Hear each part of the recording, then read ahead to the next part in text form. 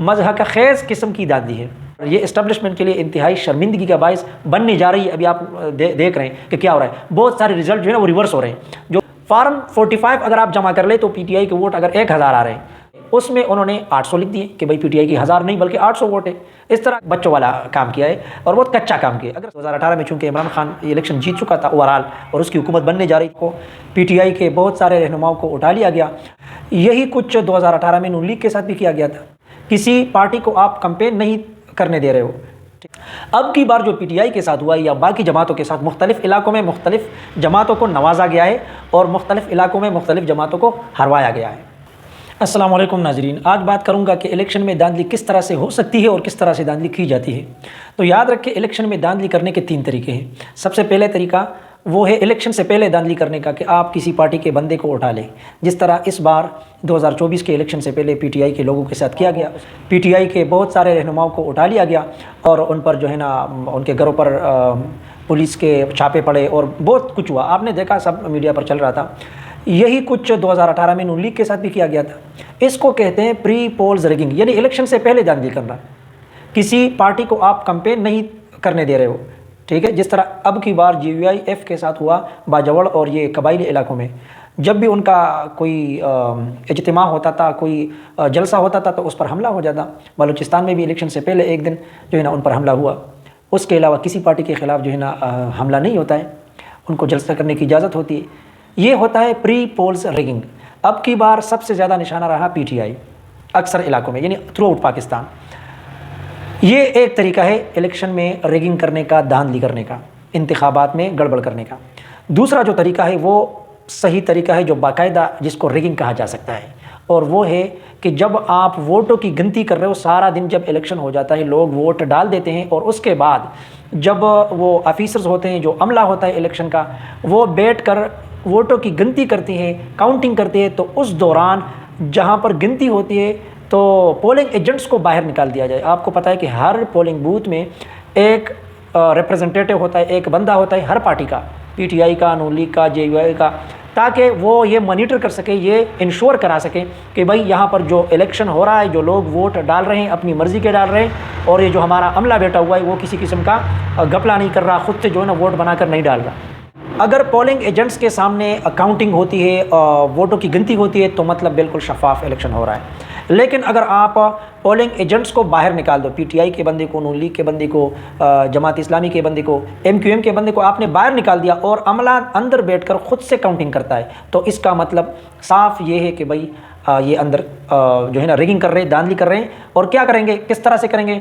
तो अगर किसी पार्टी को इन्होंने हरवाना है, तो फॉर एग्जांपल अगर पीटीआई को हरवाना है तो क्या करेंगे कि जिस वोट पर, जिस पर्ची पर पीटीआई का वोट होगा, टप्पा होगा बैट पर या किसी और चीज़ पर, तो उस पर किसी और जगह भी टप्पा लगा दिया जाएगा। जब किसी एक पर्ची पर, एक वोट पर 2 टप्पे लग जाएंगे, 2 मोहर लग जाते हैं, तो मतलब वो वोट ख़राब हो जाता है, तो पीटीआई का 1 वोट कम हो जाएगा। इसी तरीके से वो ये काम कर सकते हैं। लेकिन तब जब पोलिंग एजेंट्स को आप बाहर निकाल दो, अगर पोलिंग एजेंट्स मौजूद हैं तो ये काम आप नहीं कर सकते हो। सिंपल सी बात है, कैसे करेंगे आप? वो अंधे तो नहीं, आपको देख रहे हैं। अब की बार ये शिकायत तकरीबन मेरे ख्याल में पूरे पाकिस्तान में से कहीं से भी नहीं है। अगर 1-2 जगह पे हो तो शायद, लेकिन इस तरह की रिगिंग इस बार नहीं हुई। एक नई तरीके से रिगिंग की गई है।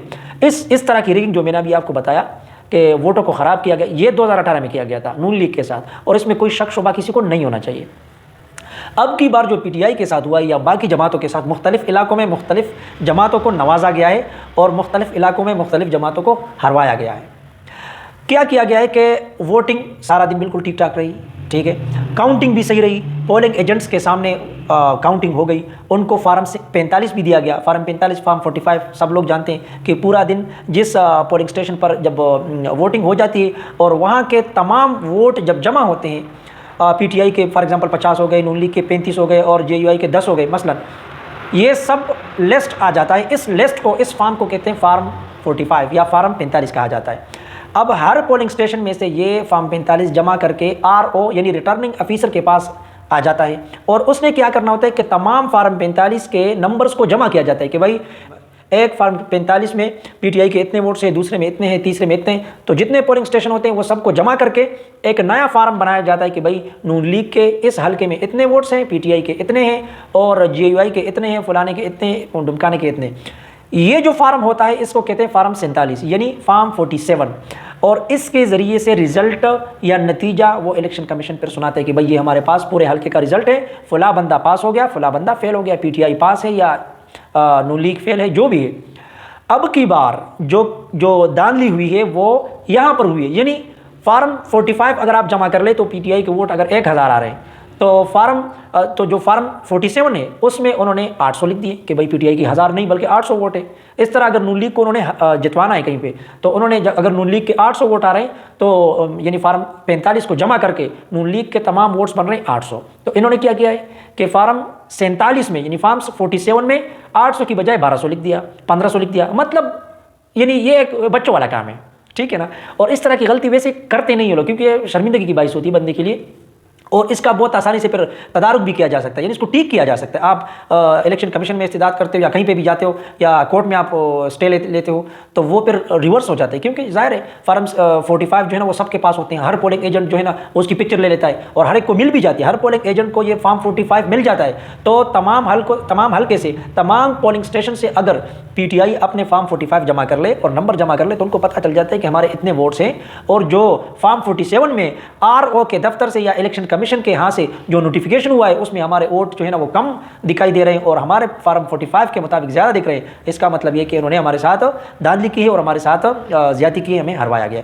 इस बार जितने भी शिकायत है तो इस तरह के हैं, ये एक आप कह सकते हैं मजहक खेज़ किस्म की धांधली है, सही है ना। तो ये धांधली जिसने भी की, इस्टेब्लिशमेंट की, किसी ने भी की, ये बहुत मतलब एक बच्चों वाला काम किया है और बहुत कच्चा काम किया है। अगर सही धांधली आपने करनी है ना तो फिर जो है ना वो जो मैंने आपको तरीका बताया, जो इलेक्शन से पहले आपने करनी थी और आपने की, ओके वो आपने कर ली।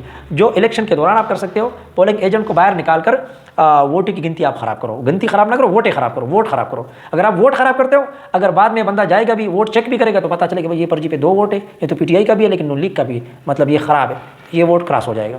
तो इस पर आप पकड़े नहीं जा सकते हो। लेकिन ये जो काम किया गया इस बार ये बच्चों वाला काम है और ये इस्टेब्लिशमेंट के लिए इंतहाई शर्मिंदगी का बायस बनने जा रही है। अभी आप देख रहे हैं कि क्या हो रहा है, बहुत सारे रिजल्ट जो है ना वो रिवर्स हो रहे हैं। जो नून लीग या किसी और ने जीते थे और वो जब पीटीआई ने दरख्वास्त दायर की तो जब उस पर चेकिंग की गई तो वो पीटीआई ने जीत ली। इस तरह बाज़ जगहों पे ऐसा भी हो किसी और ने जीत ली हो, ठीक है ना। तो ये लेकिन इस बार जो इस्टेब्लिशमेंट ने गेम खेला है बहुत कच्चा गेम खेला है और ख़ुद को मेरे ख्याल में बिल्कुल बदनाम कर दिया है, बिल्कुल बदनाम कर दिया है। इससे पहले जो इस्टेब्लिशमेंट था और जो उसने किया था 2018 में बहुत होशियारी से और प्रॉपर तरीके से रिगिंग की थी, उसमें मेरे ख्याल में असल रिगिंग वहाँ पर हुई थी और दबा की हुई थी, क्योंकि उसमें वोट ख़राब भी किए गए थे और खाली पर्चियों पर बहुत सारे वोट टप्पे लगाकर डाल दिए गए थे तहरीक इंसाफ के हक़ में।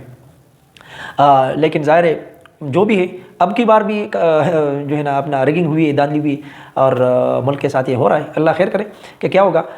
लेकिन ये कि सब इस्टेब्लिशमेंट की कारस्तानी है और अब जो है ना ये बात थोड़ी खुल के सामने आई है। 2018 में चूँकि इमरान खान इलेक्शन जीत चुका था ओवरऑल और उसकी हुकूमत बनने जा रही थी तो उन्होंने एहतजाज नहीं किया, लेकिन अब की बार तो वो एहतजाज करेंगे, क्योंकि अगर उनकी ज़्यादा सीटों पर ये काम हुआ है, फार्म 45 47 में फ़र्क ज़्यादा आ रहा है तो फिर ज़ाहिर वो तो अपनी सीटें वापस लेने के चक्कर में होंगे, तो इसलिए वो एहतजाज अभी कर रहे हैं और करेंगे और उनका हक़ भी है। लेकिन यही काम उनको 2018 में भी करना चाहिए था, लेकिन 2018 में उन्होंने नहीं किया क्योंकि उस वक्त उनके फेवर में नहीं था। तो बात यह है कि ये जो सियासी जमातें हमारी हैं माशाल्लाह से, तो ये अपने मफाद के साथ चलती हैं, अपने मफाद के लिए चलती हैं। नून लीग 2018 में उन्होंने थोड़ी बहुत आवाज़ उठाई लेकिन फिर भी वो खामोश हो गए। उन्होंने कहा कि चलो ये 5 साल हुकूमत कर ले फिर देख लेंगे। बहरहाल जो भी सीने मैंने आपको बता दिया कि इलेक्शन में रिगिंग और धांधली किस तरह से की जा सकती है।